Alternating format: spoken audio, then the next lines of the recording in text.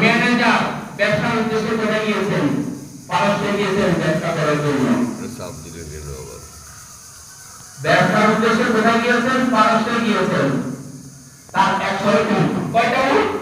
100 উট নিয়ে যেদিন ফিরে আসবেন খবর আসলো যে সমস্ত কাফেলা ডাকাতের আক্রমণের শিকার হয়েছেন। তার মধ্যে এই ইহুদি মহিলারও 100 উট আছে। উট প্রতি মালামাল।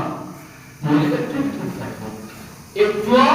বিচলিত হয় নাই, বলতেছে আমার এই সম্পদের কিছুই হতে পারবে না, কিছুই হতে পারবে না, কারণ আমার এই যত সম্পদ আছে, যত টাকা সম্পদ, সব টাকা চাকাত দেওয়া,